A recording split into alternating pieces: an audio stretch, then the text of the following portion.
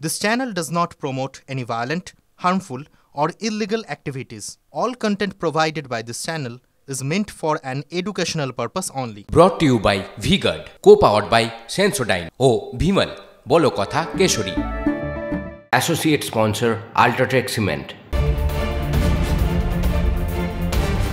বাংলায় 4 বিধানসভা উপনির্বাচনে বাম কংগ্রেস সমঝোতা।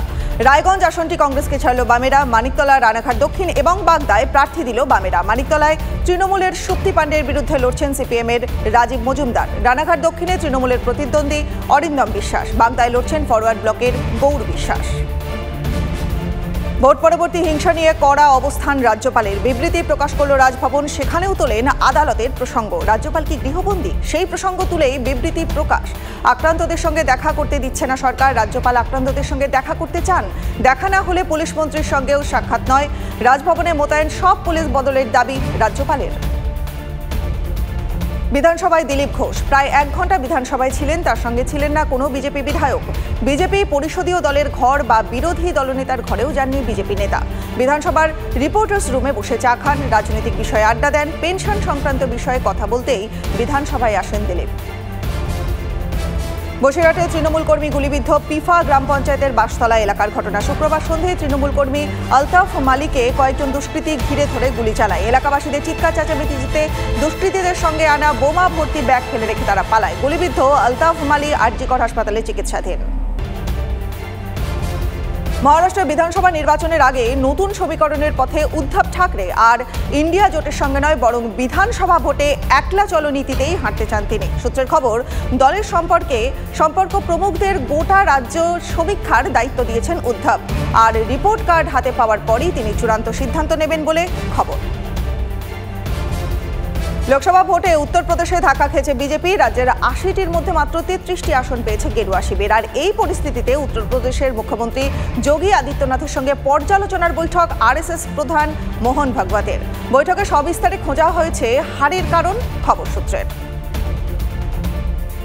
যৌন নিগ্রহে অভিযুক্ত বিএস ইয়েদুরাপ্পার গ্রেপ্তারিতে স্থগিতাদেশ। পক্সো মামলায় অভিযুক্ত কর্ণাটকের প্রাক্তন মুখ্যমন্ত্রীকে এখনই গ্রেপ্তার নয়, নির্দেশ কর্ণাটক হাইকোর্টের। 17 জুন সিআইডির বিশেষ তদন্তকারী দলের মুখোমুখি হতে হবে তাকে, এবং পরবর্তী শুনানি পর্যন্ত তাকে গ্রেপ্তারি নয়, নির্দেশ দিয়েছে আদালত। নিট প্রশ্ন ফাঁস নিয়ে যখন উত্তাল গোটা দেশ, তখন ফের কেন্দ্রকে নিশানা কংগ্রেসের। নিট কেলেঙ্কারি ধামাচাপা দেওয়ার চেষ্টা করছে কেন্দ্র, তো মল্লিকার্জুন খার্গের। বিজেপি সরকার চায় না যে এই দুর্নীতির তদন্ত হোক, দাবি কংগ্রেস সভাপতি। নিট প্রশ্ন ফাঁসের ঘটনায় এখনো পর্যন্ত 4 পরীক্ষার্থী সহ 13 জনকে গ্রেপ্তার করেছে পুলিশ। প্রধানমন্ত্রী নরেন্দ্র মোদীর সঙ্গে সাক্ষাৎ পোপ দ্বিতীয় ফ্রান্সিসের।